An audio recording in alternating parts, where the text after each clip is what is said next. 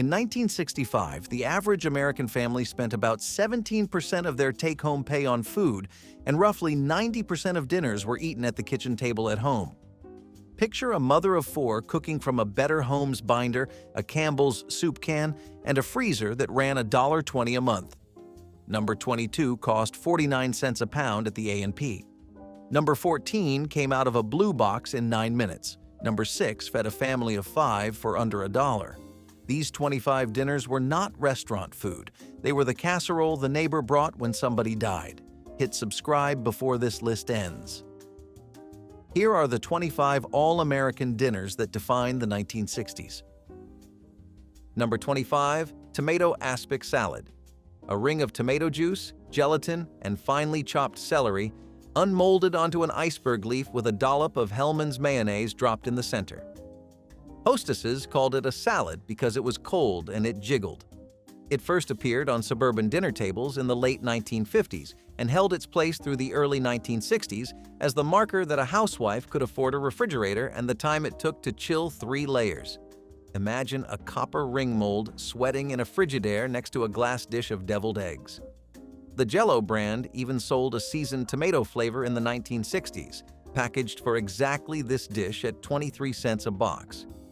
By 1968, Better Homes started running fewer molded salads and more crisp greens, and the aspic ring slid quietly out of the dinner party rotation.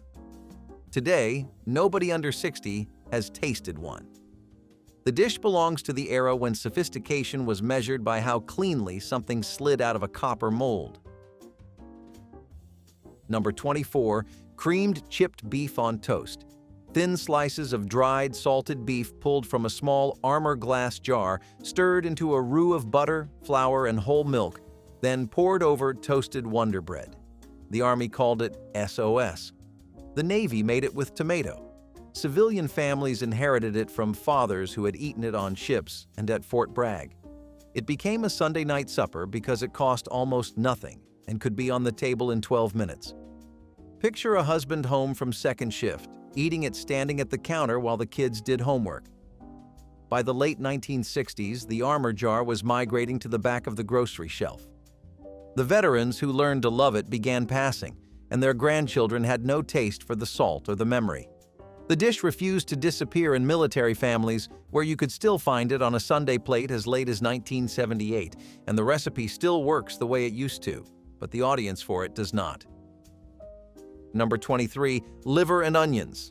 A pound of sliced calf liver dredged in seasoned flour, seared in bacon drippings, and smothered in onions cooked until they collapsed.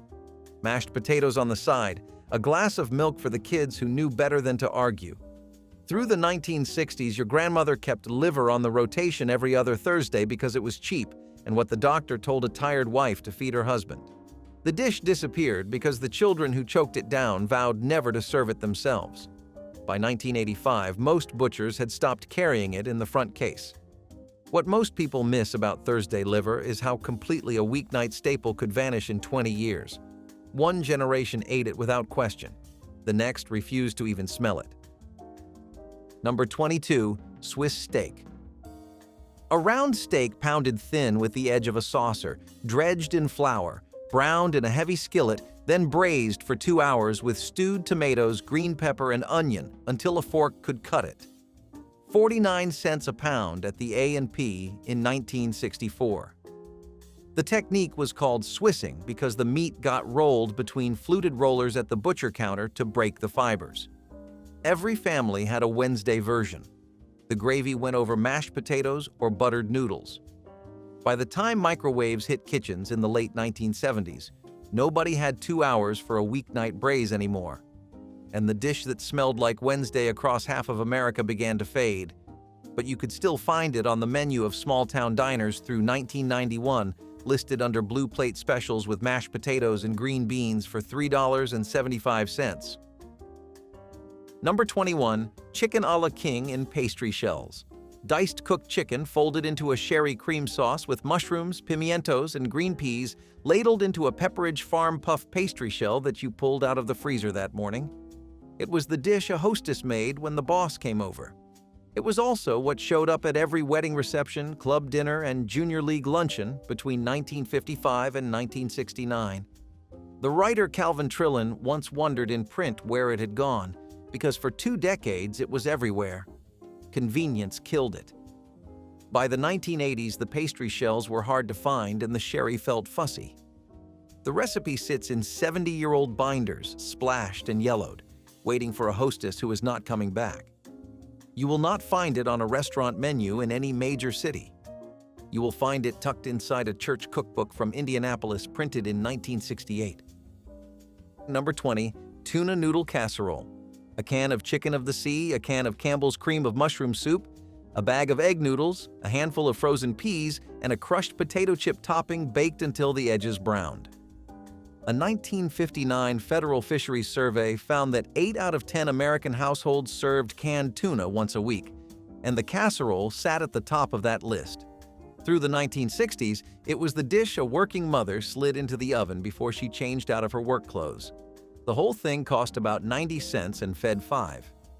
Picture the smell of cream of mushroom hitting the egg noodles in a galley kitchen in Wichita on a Tuesday in 1966. It survives in church potlucks but rarely on weeknight tables. The frozen peas have been replaced by takeout, the noodles by penny, and the casserole by nothing in particular. The recipe is still on the back of the Campbell's can. Almost nobody reads the back of the can anymore. Number 19. Salisbury steak TV dinner. 1 ground beef patty in dark brown gravy, a scoop of mashed potatoes, a square of corn, and a brownie compartment sealed in an aluminum tray and slid into a Swanson box. Swanson introduced its Salisbury steak dinner in 1962. By the middle of the decade, frozen TV dinners were on the menu in millions of American homes once or twice a week, eaten on metal trays in front of Bonanza or The Ed Sullivan Show. Families stopped trying to make Salisbury steak from scratch because the frozen one came out the same every time. The homemade version, a Wednesday night patty smothered in mushroom gravy, faded inside 10 years. When TV dinners faded in the 1980s, the dish faded with them. The brownie compartment was the first thing the kids ate and the last thing anyone remembers. You can still buy a Salisbury steak frozen dinner today, but the gravy tastes like a copy of a copy. Number 18. Stuffed cabbage rolls. Boiled cabbage leaves wrapped around a filling of ground beef, ground pork, onion, and white rice, packed shoulder to shoulder in a deep pot, simmered for 2 hours in tomato sauce. Polish neighborhoods in Hamtramck and Buffalo called them golubki. Slovak families in Pittsburgh called them halupki. By the 1960s, the second generation had anglicized them to stuffed cabbage and served them on church basement tables every Friday during Lent. The dish was an immigrant inheritance that survived Ellis Island and 2 world wars. What it could not survive was the third generation moving to the suburbs and learning to call them weird. A retired mill worker in Cleveland still made 100 at a time and froze them in Maxwell House coffee cans.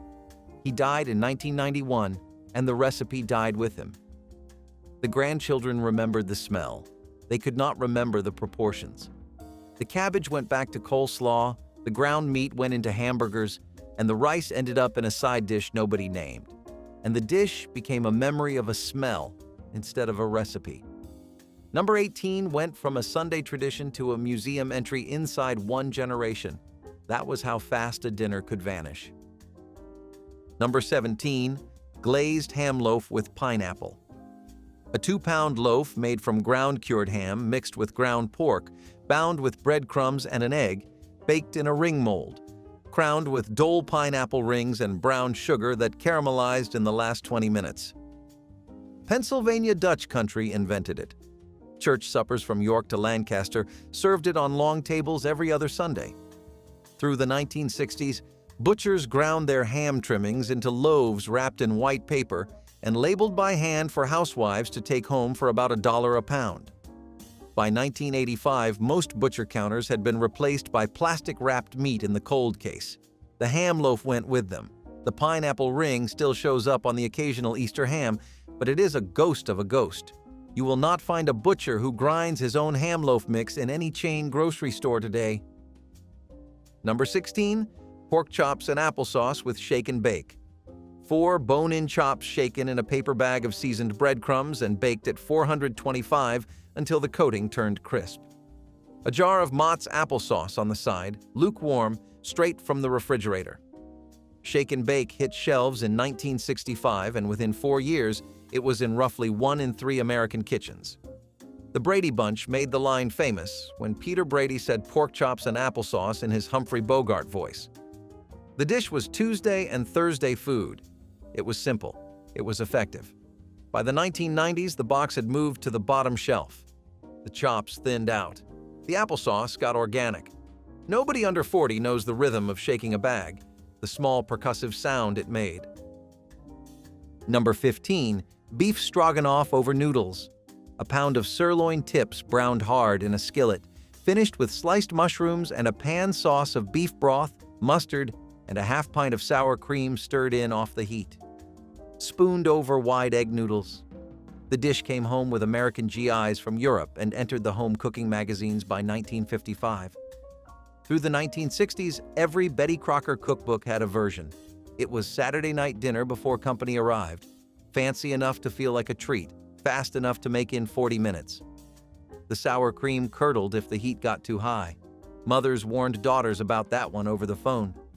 By the time Hamburger Helper arrived in 1971 with a powdered version, the from-scratch dish was already retreating to special occasions.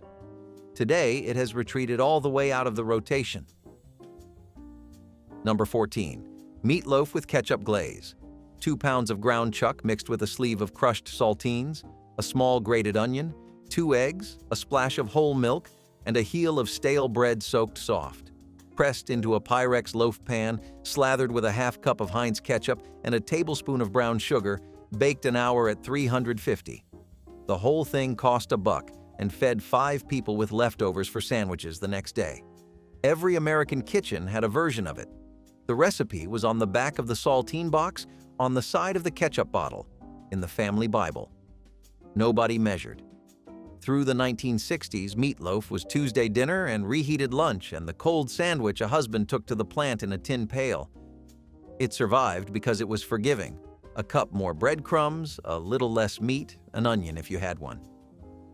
The dish carried families through every paycheck week and every layoff. Then, in the 1990s, ground beef got more expensive than chicken breast, and the saltines started costing more than the ground beef. Meatloaf moved to once a month, then to never. Today, it is a chalkboard special at a diner that calls itself retro, served with mashed potatoes you did not make. You can still pull a Pyrex loaf pan out of any thrift store in the country for $2. The pan outlived the dinner. Number 13. Pot roast with Lipton onion soup mix. A 4-pound chuck roast browned in a Dutch oven, topped with a packet of Lipton dehydrated onion soup mix, a can of Campbell's cream of mushroom, and a splash of beef broth, then braised in a 325 oven for 3 hours. Carrots and potatoes piled around it for the last hour. Lipton printed the recipe on the back of every box from the early 1960s on, and Sunday dinner from Bangor to Bakersfield smelled the same because of it. Drive through a small town in Iowa at 4 on a Sunday and you would smell chuck roast through every screen door. The roast came out of the oven at 5. The family ate at 6. And the leftovers became hash on Tuesday. By the late 1990s, busy parents had switched to crockpots and roasted chickens. The Sunday roast moved to the Yankee Candle aisle as a scent. You can still buy the Lipton packet at any grocery store in the country. The packet outlived the Sunday it was meant for. Number 12. Macaroni and cheese with Velveeta. A box of elbow macaroni boiled, drained, and folded into a saucepan of cubed Velveeta, melted with whole milk and a knob of butter, finished under the broiler with buttered Ritz cracker crumbs on top. Kraft sold its boxed macaroni and cheese dinner for 19 cents in the 1960s, and that blue box was in roughly half of American pantries. The Velveeta version was the homemade upgrade. Mothers made it on payday or for company.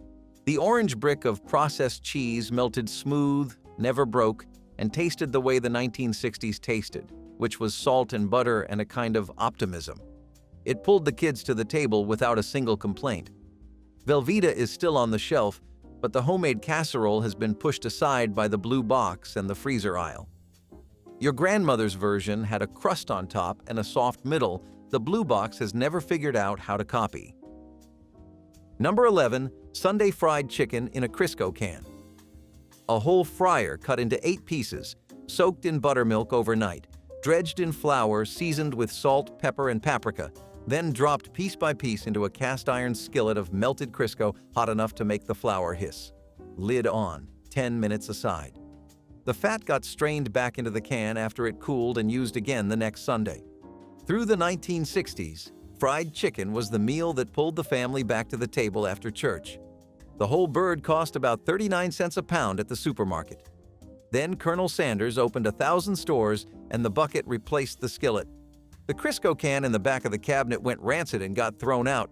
A generation forgot what real Sunday chicken sounded like in a hot pan. You can still buy a can of Crisco. Almost nobody fries a bird in it anymore. Number 10. Creamed tuna and peas on toast. A can of tuna stirred into a white sauce of butter, flour, and milk, with a handful of frozen peas thrown in for color, ladled over 4 slices of buttered Wonder Bread toast on a plate. It was the dish a wife made when payday was 3 days away and the icebox held nothing else. It was also what kids got when they came home from school sick with a cold. Through the 1960s, creamed anything on toast was a working-class supper. By the time microwaves moved in, the creamed tuna had migrated to the freezer pouch as Stouffer's tuna noodle, and the peas had moved to the corner. The toast got thrown out altogether. The dish that was the bridge between paychecks for half of America became a thing nobody could quite remember the name of when you described it. Number 9. Scalloped potatoes and ham.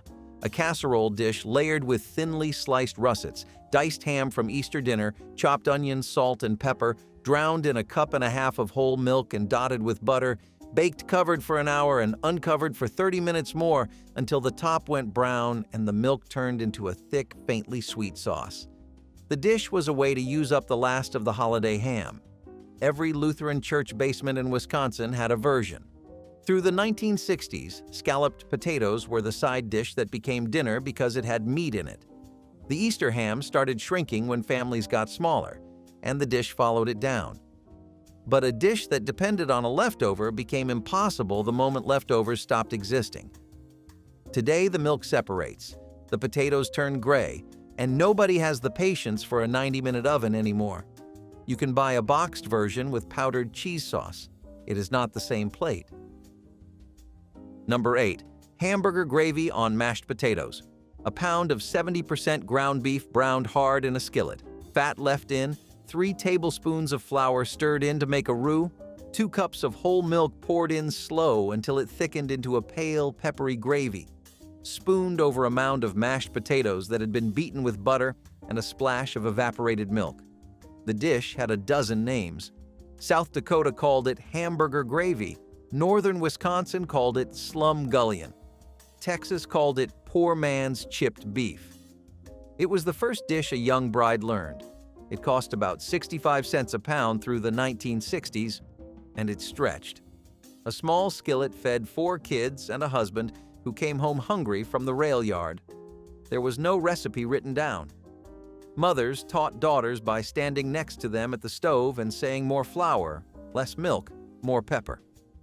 The dish survived through the late 1970s, then thinned out when ground beef started costing more than spaghetti.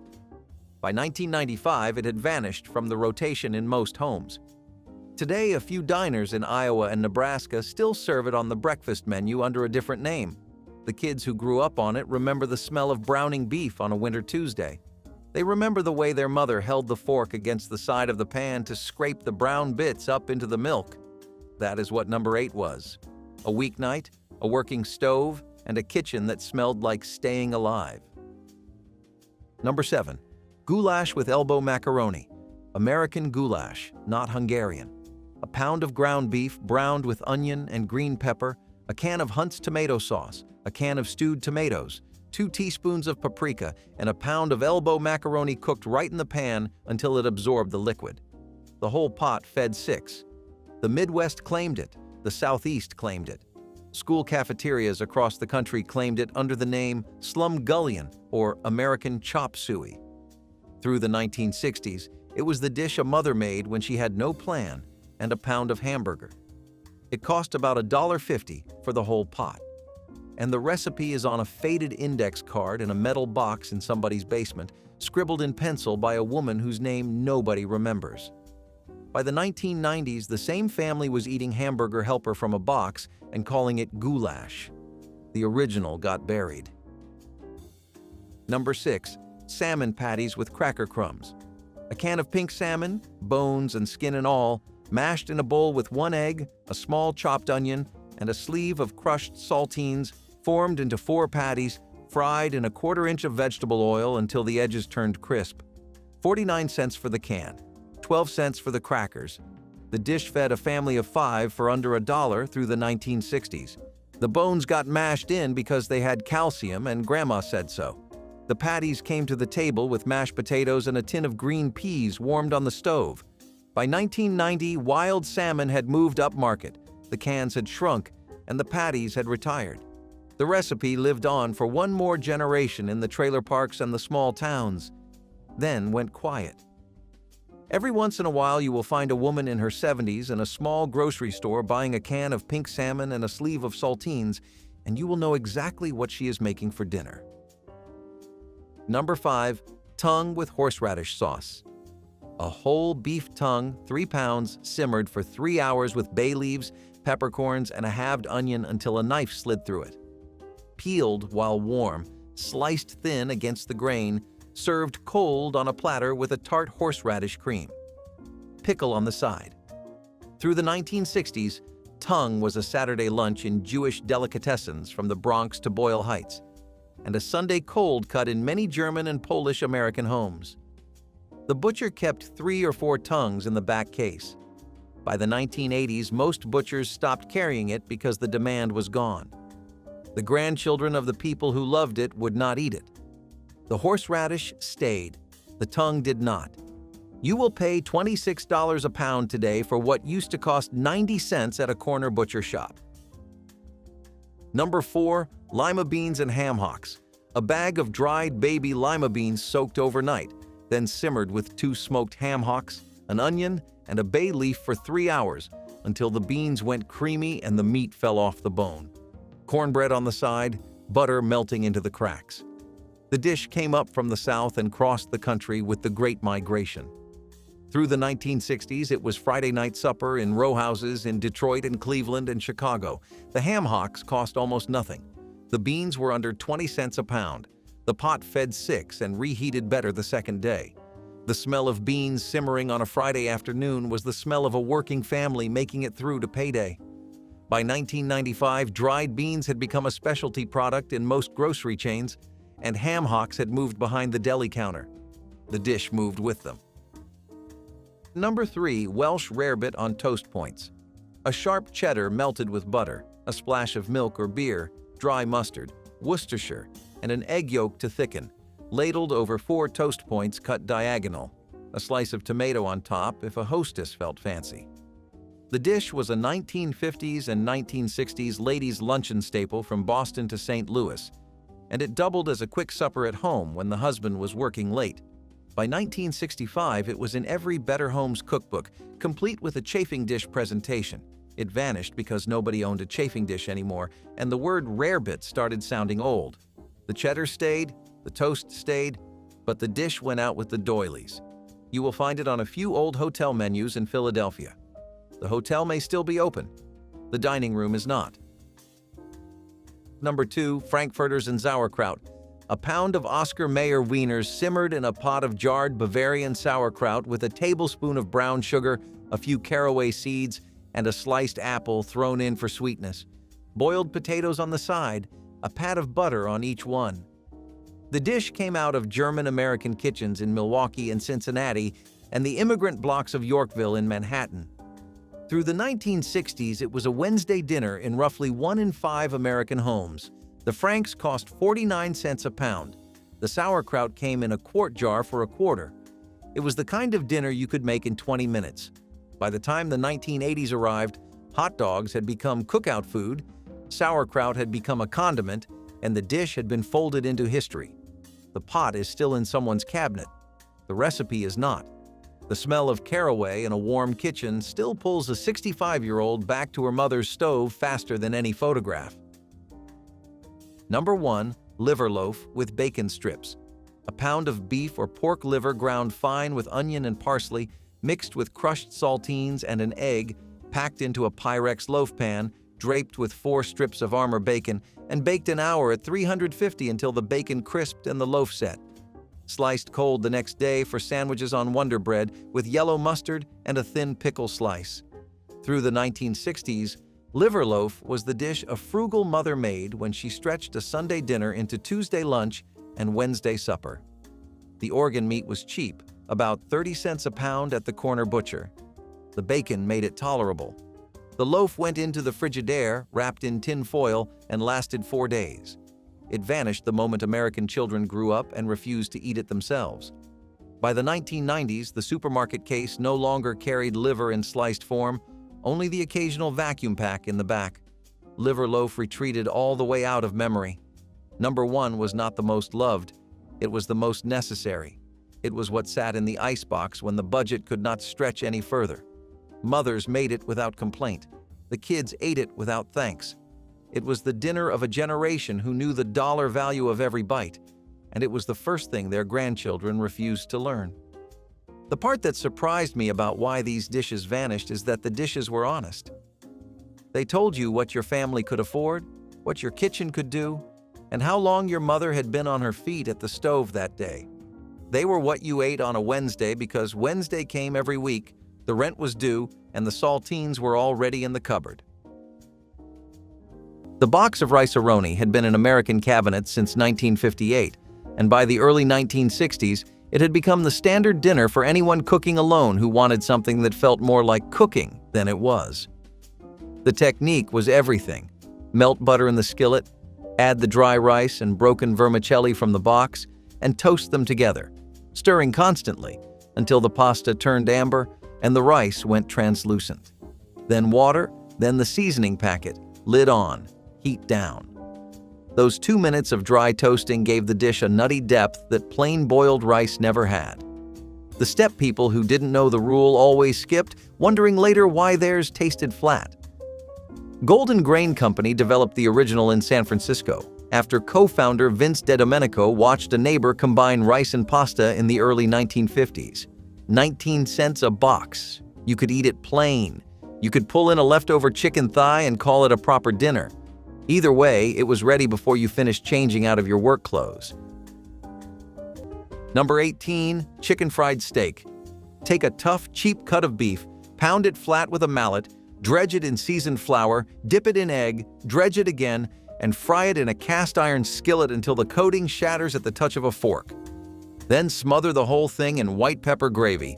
This was the blue plate special across Texas, Oklahoma, Arkansas, and most of the rural South from the 1930s through the 1980s. A full plate cost $1.15 in 1965. The steak itself was round steak or cube steak, the cheapest cuts at the butcher counter, often less than 50 cents a pound. The breading and the gravy turned something tough into something extraordinary. That was the entire philosophy of diner cooking. You did not start with good ingredients. You started with cheap ingredients and made them good through technique and patience. Chicken fried steak was the purest expression of that idea. It took a cut of beef that nobody wanted, wrapped it in seasoned flour, and turned it into something worth driving 20 miles for. Truck stops across the Great Plains built their reputations on this single dish. When those truck stops closed and chains moved in, the chicken fried steak came pre-breaded and frozen. The gravy came from a packet. And the whole point of the meal, the transformation of something cheap into something magnificent, was lost. It sounds like a mistake until you eat it. Apricot jam and dry onion soup mix poured over raw chicken pieces and nothing else. No broth, no extra seasoning. The jam melts and spreads thin across the skin, and the dehydrated onion blooms in the moisture the meat releases. By the 40-minute mark, the dish has lacquered itself, the jam reducing to something close to a restaurant glaze, the chicken underneath bronze and pull-apart tender. The sweet and savory logic, fruit with poultry balanced by salt, is as old as medieval European cooking. But nobody at the counter with a jar of Smuckers and a packet of Lipton was thinking about that.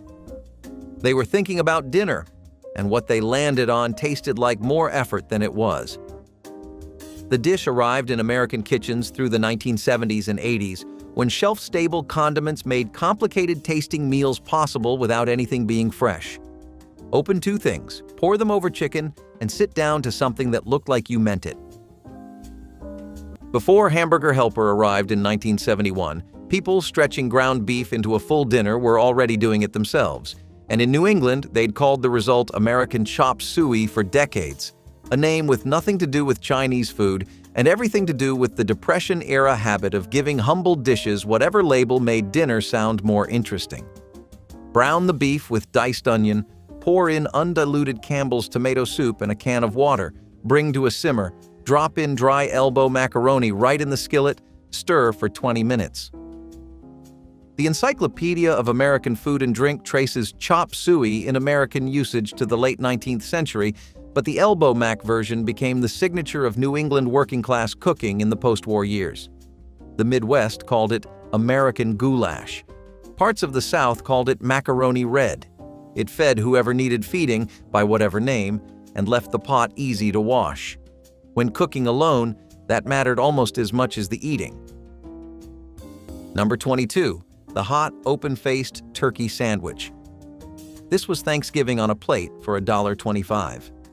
2 slices of roasted turkey laid across a piece of white bread covered in brown gravy, with a scoop of mashed potatoes on the side. Woolworths served this at every one of their 1,950 lunch counters in 1964. Howard Johnson's had a version. So did every truck stop along Route 66. The bread soaked up the gravy and became something between stuffing and a dumpling. The turkey was sliced from an actual roast, not pressed deli meat. The gravy was made from drippings, not a packet. For a man working a double shift at the factory, this was the closest thing to a home-cooked meal he would eat all week. Diners dropped it because carving a turkey every morning took labor. Pre-sliced deli turkey did not taste the same, so instead of adapting, they just removed it from the board.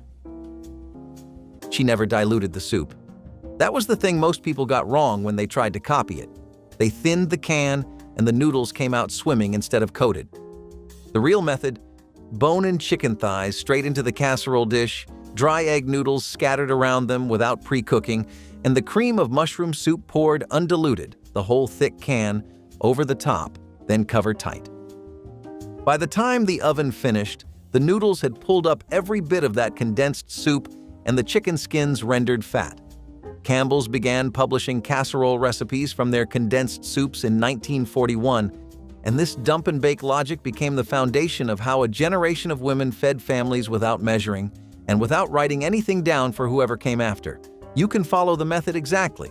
Whatever she added, the decision to leave the skin on, the extra crack of pepper before the foil went down, went with her, and no amount of trying will bring it fully back.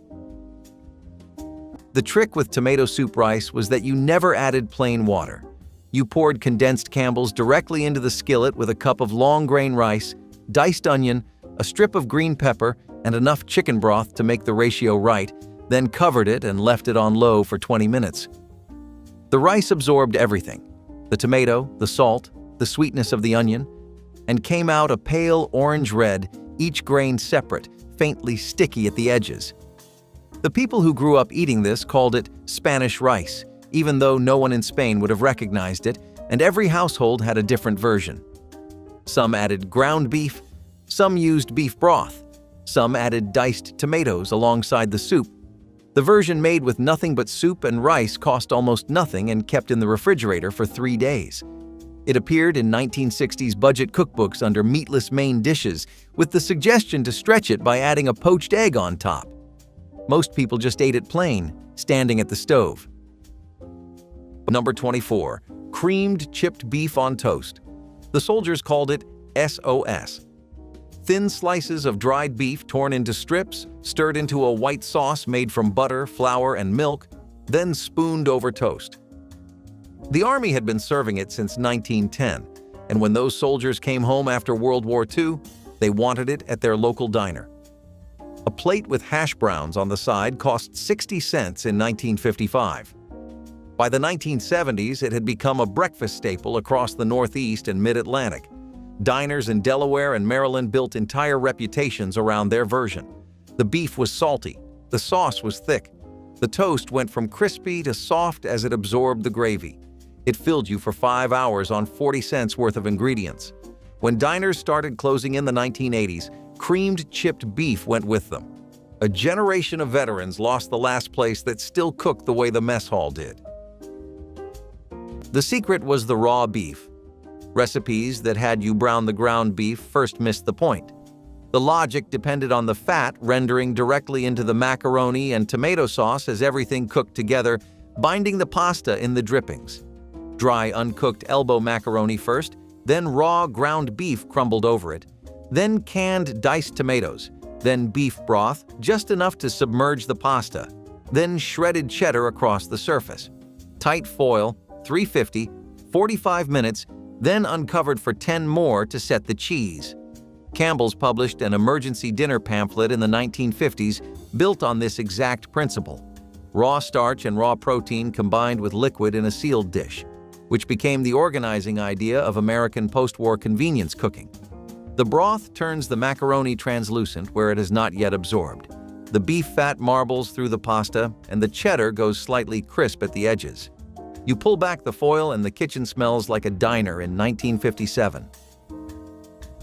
Potato soup asked nothing and gave back more than seemed fair. 2 potatoes, 1 onion, water to cover, salt, 20 minutes on the back burner. When the potatoes softened, you added milk, butter, a heavy grind of black pepper. The move no cookbook explained well. Mash a few pieces against the side of the pot while leaving the rest in chunks, so the broth thickened without going smooth, and every spoonful had something to bite. It cost under 20 cents in the early 1960s. It was the soup of people living alone after something: a divorce, a death, a child who left and took all the noise. You made it because it filled the kitchen with a plain, honest smell and fed you without requiring thought. She made it every winter. You knew that version by heart, the way she never once measured the milk. The version you make now is close. Every time you sit down alone with it, close is not the same thing. Number 21. Salisbury steak. Dr. James Salisbury invented this during the Civil War. He was convinced that ground beef, formed into a patty and cooked in gravy, could cure everything from heart disease to tuberculosis. He was wrong about the medicine. He was right about the meal. A Salisbury steak at a diner was a hand-formed beef patty, seared in a skillet, then smothered in mushroom gravy and served with mashed potatoes. It cost 90 cents in 1965. The gravy turned a simple beef patty into something that tasted like your mother had spent an hour at the stove. By the 1980s, Swanson had reduced it to a frozen TV dinner that tasted like cardboard compared to the real thing. The diner version died because the frozen version was cheaper and faster. America chose convenience over flavor, and an entire dish paid the price. Before a mandolin appeared in any kitchen you ever stood in, there was a sharp knife and patient slicing, because the thinner the potato, the more surface there was to absorb the sauce, and the more surface, the better the dish. Ham and scalloped potatoes did not come from a cookbook. They came from the Monday after Easter, when half a bone-in ham still sat in the refrigerator. Thin sliced potatoes first, diced ham and sliced onion, a second potato layer, then a simple roux sauce, butter and flour, then whole milk whisked until thick, salt and black pepper. Covered low for an hour, uncovered for the last 20 minutes to brown. The rule: if the knife passed through the top layer without resistance, it was done. No thermometer, just the knife. By the 1940s and 50s, this was one of the most reproduced casseroles in Midwestern home economics programs, a model of cost-efficient protein extension that turned a weekend ham into a weeknight centerpiece without either losing dignity. The porcupine meatball looked like a trick and worked like one. Mix ground beef with raw, uncooked rice, dry, straight from the bag, shape into balls, drop into a pot with condensed tomato soup and half a can of water, lid on, simmer 45 minutes. What emerged had rice grains poking through the surface on every side like quills, cooked entirely inside the meat, each grain swollen and soft. The technique came from Depression-era cooks who found that raw rice in a meatball stretched the meat further while adding a texture nothing else could replicate. And it appeared in Betty Crocker's picture cookbook in 1950, one of the best-selling cookbooks in American history. By the 1960s, it was in every budget cookbook in America, recommended for one-person cooking. A half recipe made 3 or 4 meatballs, a complete solo dinner in its own sauce. The trick was leaving the lid completely alone for the full 45 minutes. The people who knew the recipe had been shown how. Everyone else lifted the lid early and wondered why the rice was still crunchy. Number 23, liver and onions. Nobody under 40 orders this anymore. That is not an exaggeration. From the 1940s through the 1970s, liver and onions was on every diner menu in the country. A thick slice of calf liver, seared on the flat top until the edges crisped, buried under a pile of caramelized onions, served with mashed potatoes and gravy. It cooked in 4 minutes. It cost the diner almost nothing. Truck drivers ordered it because it was fast, and nurses ordered it after double shifts because their doctors told them to. A plate cost 75 cents in 1960 and $1.50 by 1975. The flavor was strong, mineral, almost metallic. The onions were there to soften that edge. When America decided it did not like organ meat anymore, liver and onions vanished from menus almost overnight. Whole generations grew up never knowing what it tasted like. Cheesy chicken and hash brown casserole arrived when the freezer section became a pantry. Frozen, shredded hash browns, the bag in the bottom of the freezer since the last big breakfast, were the entire starch, tumbled into a dish still partly frozen, then covered with shredded rotisserie chicken, sour cream, cream of chicken soup, shredded cheddar, and salt. No pre-cooking, no thawing, no browning. $3.50 for an hour. The hash browns cooked in steam from the sour cream and soup. The chicken absorbed the potato fat, and the cheddar went crispy at the edges. Through the 1970s, as frozen foods became standard pantry items, this assembly cooking replaced the labor of peeling and slicing that earlier potato casseroles required. She probably learned it from a church cookbook or the back of the Ore-Ida bag, and once she did, she never went back to fresh potatoes. That version, the easy one done in 10 minutes flat, is the one you remember, and she is not here to make it anymore. Egg foo young was the exotic dinner you made for pennies, the meal that let someone in a studio apartment feel, briefly, like the takeout window was open just for them. The recipe appeared in 1960s cookbooks everywhere, Better Homes and Gardens, Betty Crocker, women's magazines, because Chinese American food had become something home cooks wanted to approximate without going out. Beat eggs with drained canned bean sprouts, sliced scallions, a spoonful of soy sauce, and whatever cooked chicken sat in the refrigerator, then fry small patties in oil until the bottoms browned. The brown gravy, beef broth thickened with cornstarch, a little soy for color, went poured over the top. The dish had roots in Cantonese cooking, but the American home version was its own invention, softer and adapted to whatever the cabinet held. The women who made it wrote the recipe on index cards and gave copies to their daughters. Most of those cards are in junk drawers now, ink faded past reading. Number 15, Welsh rarebit. Most Americans alive today have never heard of this.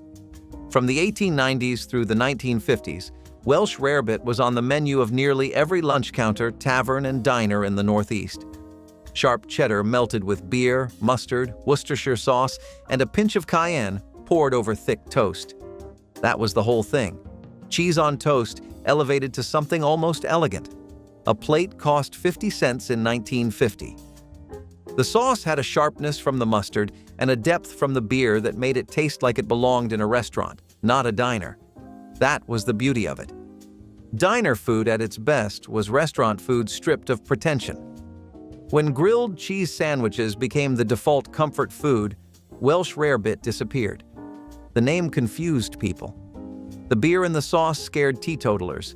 A dish that had been feeding Americans for 60 years simply vanished because nobody bothered to explain what it was. The smell hit the hallway before you reached the kitchen. Kielbasa and sauerkraut in a hot oven produce a sharp, smoky smell that is not polite and not quiet. Central European immigrant families brought kielbasa into American working-class neighborhoods in the early 20th century. Polish, Slovak, Czech households in mill towns from Pennsylvania to Ohio, and the combination of smoked sausage with fermented cabbage and potato was centuries old before it ever crossed an ocean. The method is simple.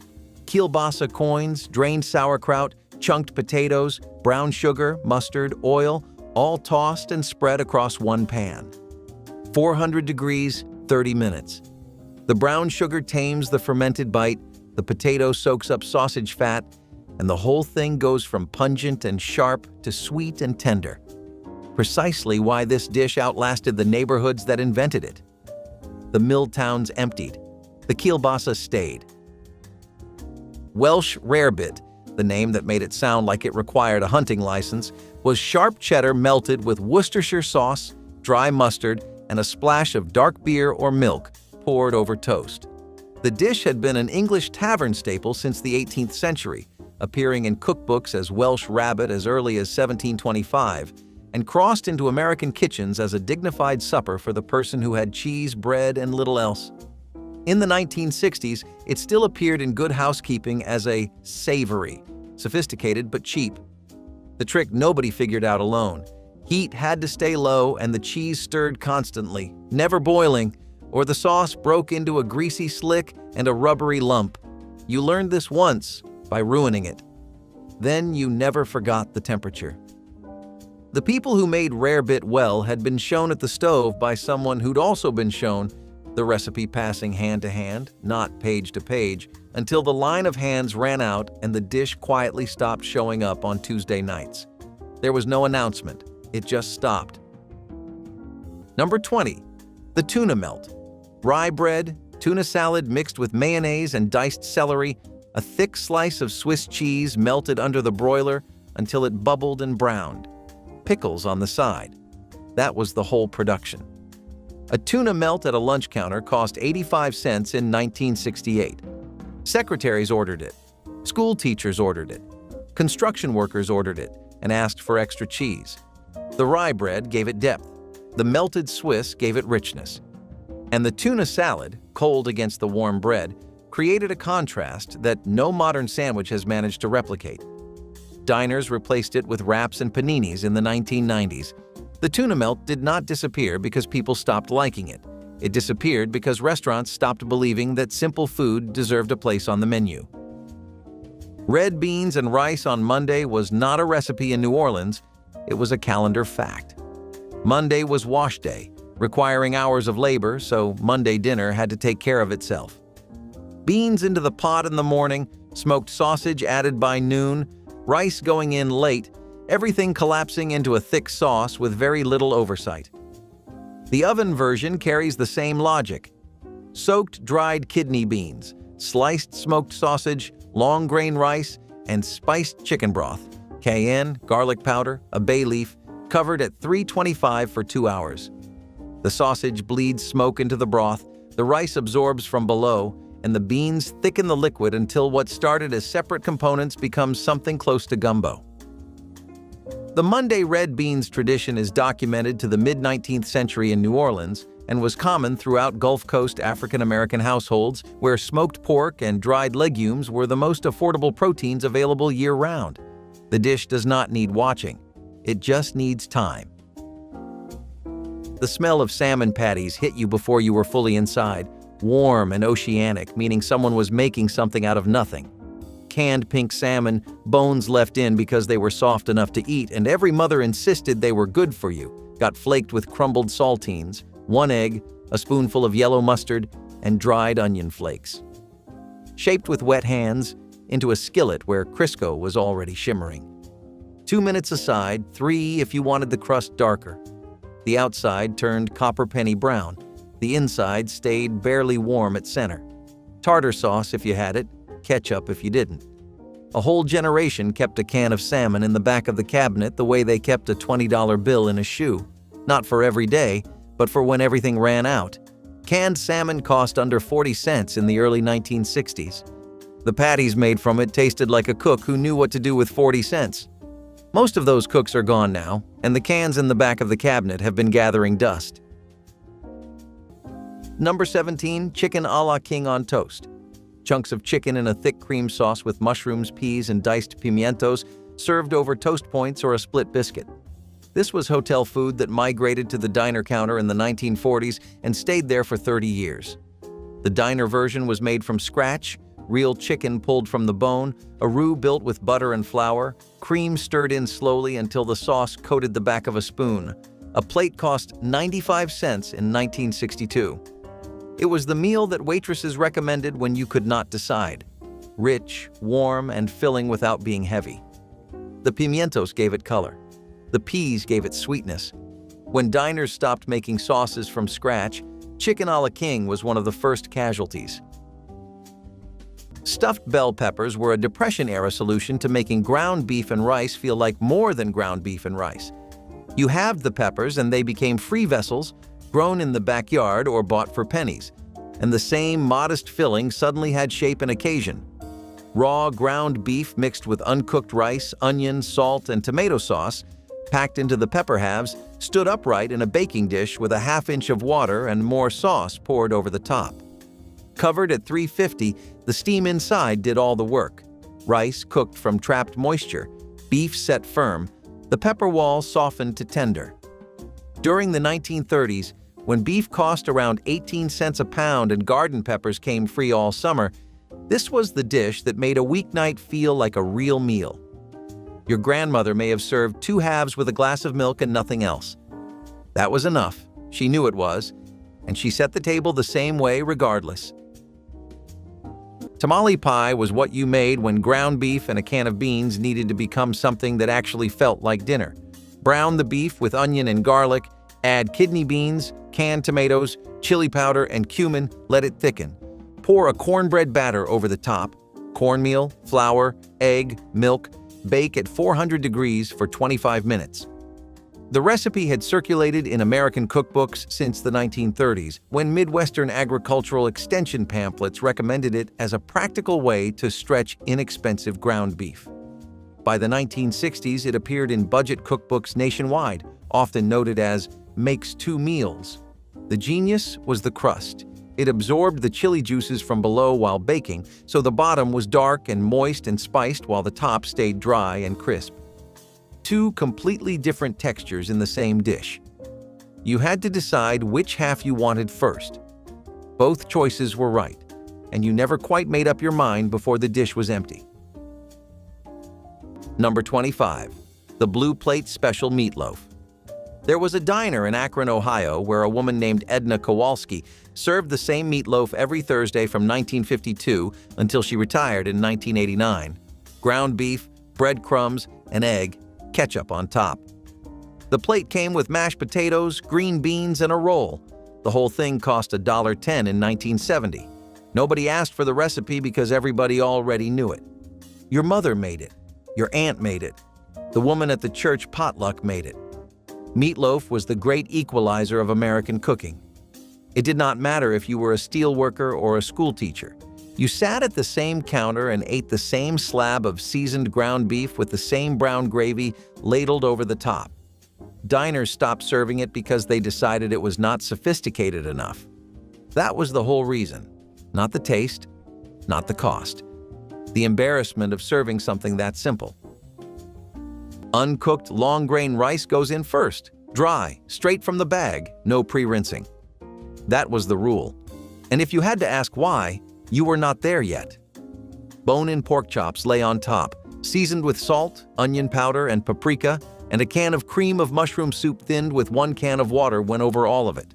Foil tight, 350, 1 hour covered and 15 uncovered to brown the top. The rice absorbed every drop of pork fat and broth, pulling flavor up through the grain the way only sealed, slow heat allows, and the chops came out falling toward the bone. Nobody called this a recipe. It was just the Tuesday answer when the budget was low. Through the 1950s and 60s, home economists promoted pork and rice casseroles as the most cost-efficient complete protein a household could produce. Meat, starch, and fat in one sealed dish, no moisture wasted.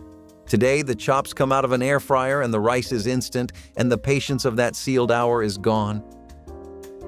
If rice-a-roni was what you made when the cabinet was stocked, cream of mushroom pork chops was what you made when the refrigerator held exactly one pork chop and a single can of Campbell's. Season the chop, brown it in butter, move it to a baking dish, pour the condensed soup directly over the top, undiluted, straight from the can, and bake at 350 degrees for 30 minutes. The steam and the meat's own moisture thinned the soup to a sauce, and the chop came out tender, sitting in a pale gravy you mopped up with bread. Campbell's had been suggesting this combination since the early 1950s, and by the 1960s it appeared in household recipe files under names like Company Pork Chops, even when the only company was the cook. The knowledge that one can and 30 minutes could turn a thin pork chop into something genuinely good traveled neighbor to neighbor over back fences, written on cards, shared in parish newsletters. Then it just stopped being passed. Number 16. The patty melt. A beef patty cooked on the flat top, placed on grilled rye bread with caramelized onions, and a slice of Swiss cheese melted over everything.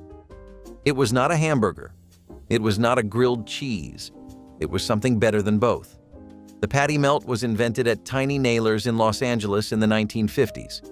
It spread across the country within a decade because it was the perfect diner food. Fast to cook, cheap to make, impossible to mess up. The Swiss cheese melted into the onions and the beef, creating a single unified bite where you could not tell where one ingredient ended and another began. A patty melt cost $1 in 1970. By 2000, most diners had replaced it with a regular cheeseburger because the rye bread was an extra item to stock. Efficiency killed the patty melt. Not taste, not demand. Inventory management. Chicken divan began as the signature dish of the Divan Parisienne restaurant in New York City's Chatham Hotel, created by a chef named Anthony Lagasse in the early 20th century. Layered chicken and broccoli in a rich cream sauce served as the restaurant's centerpiece. By the late 1950s, home cooks had rebuilt it from what was on hand: frozen broccoli, leftover chicken, cream of chicken soup, mayonnaise, lemon juice, a teaspoon of curry powder, and cheddar across the top. The restaurant version called for a scratch bechamel. The home version needed a can opener and 30 minutes, and it tasted as though someone had genuinely tried. Frozen broccoli in one layer, cooked chicken over that, the soup and mayonnaise mixture poured over everything, cheddar on top, 350 until golden and bubbling. The curry powder is the thing most people skip, which is why their version never quite lands. She did not skip it. She knew what a single teaspoon did to a cream sauce, added it without measuring, and you never knew it was there until she was not making it anymore. The can of corned beef hash told you nothing useful. Dense, brick red, smelling faintly of iron. Anyone meeting it for the first time would have reservations. The people who knew it understood one rule: put it in the skillet and leave it alone. Crumble in with diced onion, spread flat, press lightly, and abandon for 8 full minutes while a dark crust builds on the bottom. Turn once, one time only, let the other side catch. With an egg on top, it was a complete dinner for under a quarter. Armour was the standard, about 19 cents a can in the 1960s. The men who lived on it, the widowers, the newly divorced, the ones on a hot plate in a furnished room, would tell you it tasted fine. Some would tell you it tasted exactly like getting through the week. The egg on top was what made it worth sitting down for. Number 19. Corned beef hash. A diner cook in Brooklyn named Frank Moretti used to make his hash from scratch every morning at 4 a.m. He chopped leftover corned beef by hand, diced potatoes, cooked the whole thing on a flat-top grill until the bottom formed a dark, crispy crust, then flipped it. 2 eggs on top, sunny side up, toast on the side. $1.40 in 1972. The crust was everything. That shattering crunch when you broke through with a fork, followed by the soft, salty, peppery interior. But canned corned beef hash killed it. The canned version was mush. No crust, no texture, no soul. Diner owners switched because it was faster, and customers noticed and stopped ordering. By the time a new generation discovered brunch, corned beef hash was already a memory. If you grew up in Texas, this dish required no occasion.